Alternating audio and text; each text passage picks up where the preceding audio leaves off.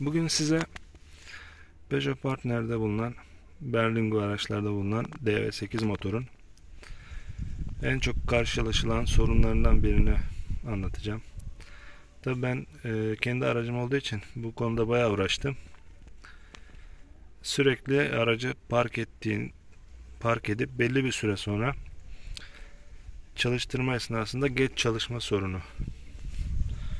Şu gördüğümüz mazot borularında araç uzun süre durduktan sonra kabarcıklar ortaya çıkıyorsa aracınız ilk çalışmada oldukça zorlanacaktır. Bir iki marş daha önce çalışacaktır. Benim aracımda bunun nedeni epey araştırdım. Bir yerden kaçak sızıntı noktası var ve burada bu noktadan hava çekiyor sisteme. Bu mazotlu araçta mazot depodan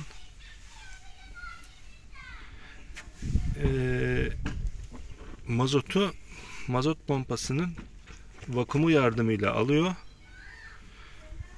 Filtreden, şu gördüğümüz filtreden geçiriyor. Pompanın içinden enjektörlere gerekli yakıtı veriyor. Sonrasında geri kalanı tahliye ediyor depoya tekrar. Sürekli bir döngü hareketi var.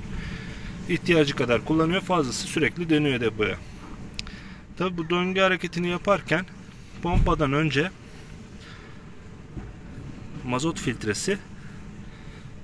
filtresinden önce var.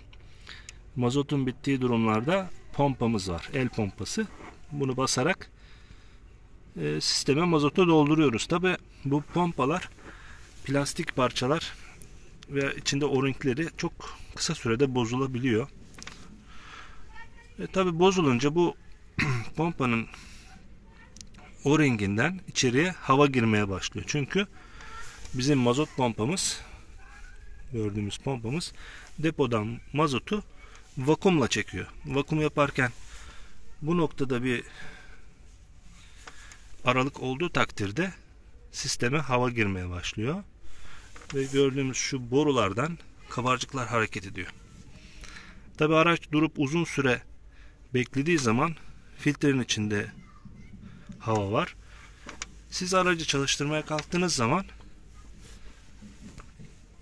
mazotta kesinti olmaması gerekiyor ki pompa mazotu çekip bu döngüyü sağlayabilsin. Herhangi bir kesinti olduğu zaman, hava olduğu zaman mazotu bu sefer çekemiyor. Ve araç çalışmıyor. Tabii ki bu filtre takımını komple değiştirerek sorunu çözebilirsiniz ama pek de ekonomik olmayan bir çözüm. Sonra tekrar oluyor.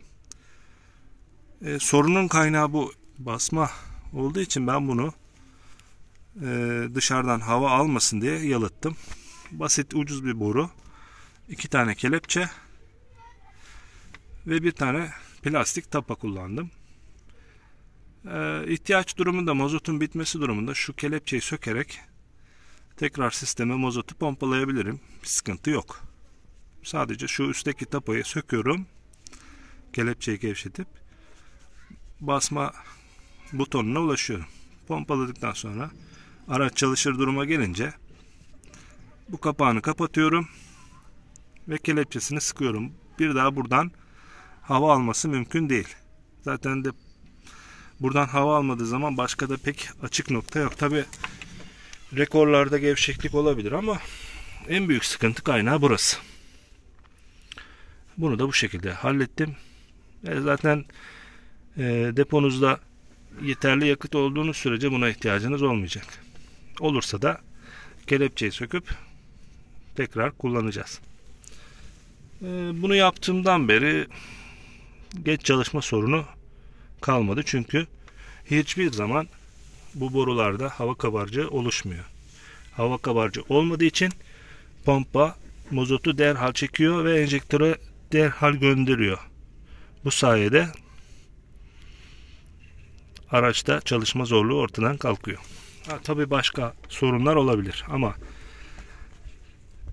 bizim karşılaştığımız sorunu ben bu şekilde hallettim. Kimileri bunu başka araçların filtre el çek butonlarını kullanarak yapıyorlar.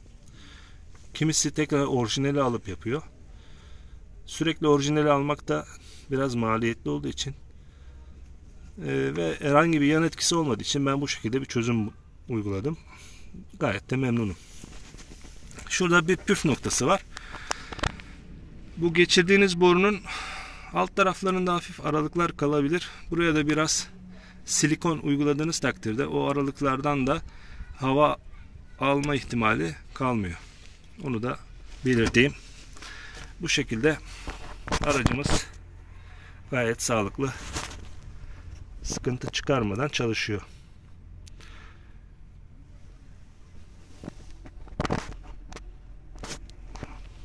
Çok da fazla belli olmuyor. Yani biraz siyah boya da sıkabilirmişiz ama gerek de yok.